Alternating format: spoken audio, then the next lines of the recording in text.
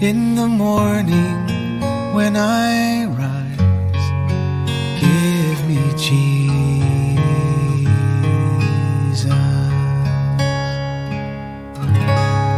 Good morning. I hope you're seeing how ridiculous religious leaders were back in Jesus' day. Jesus said, you guys could have arrested me in the temple any day. We were there together, but you didn't do it. Well, Judas said, give me some money and I'll betray him. And that gave them opportunity. And so they did it in a violent way. They came with clubs and swords and they arrested him and dragged him away. We need to see that the only reason Judas could have done that is because the enemy, Satan himself, was driving Judas to it. And so we've got to be careful not to let Satan drag us into his deceptions. No, we need to hear the voice of Holy Spirit, the truth, the voice of truth, so that we recognize the liar when he comes after us and we don't fall into his traps. Instead, we resist the devil as we walk in submission to the Lord. Well, today we're going to see how things got even more ridiculous.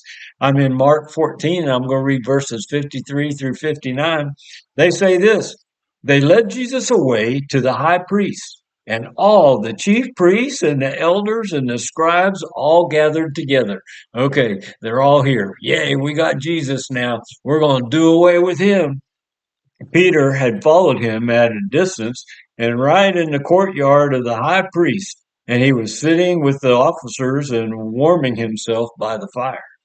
Now, the chief priest and the whole council kept trying to obtain testimony against Jesus to put him to death, and they were not finding any. They couldn't get any testimony that would make Jesus guilty. They went and arrested Jesus, wanting to put him to death, and they had no claim against him, no testimony that showed him being guilty of anything. Verse 53, many were giving false testimony against Jesus, but their testimony was not consistent. See, when you're telling lies, sooner or later, you're going to get found out.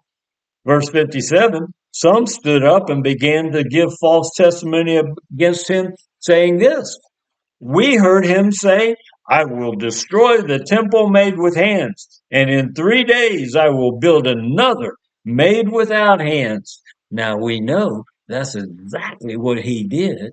The new temple is in you and me because he comes and dwells in us. Don't you know you're a temple of the living God and the Spirit of God dwells in you?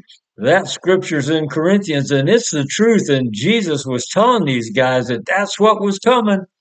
Well, verse 59, not even in this respect was their testimony consistent. Oh, they didn't have anything against Jesus. He was totally innocent.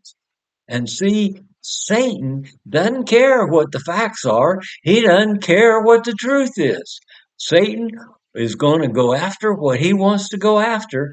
And so we need to be so on guard against the schemes of the enemy because he's a deceiver. And if we're not walking with the one who is truth, then we're going to fall into his nonsense. Well, I hope you're seeing as we go through these details that what the devil does doesn't make any sense at all. And yet, he gets his way so much of the time because we don't listen to the voice of truth.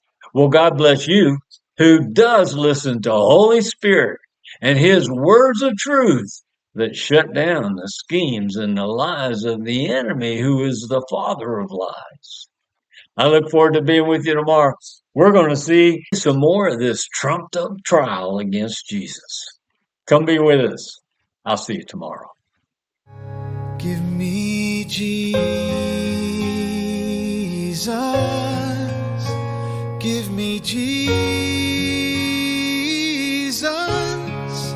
You can have all this world, but give Jesus.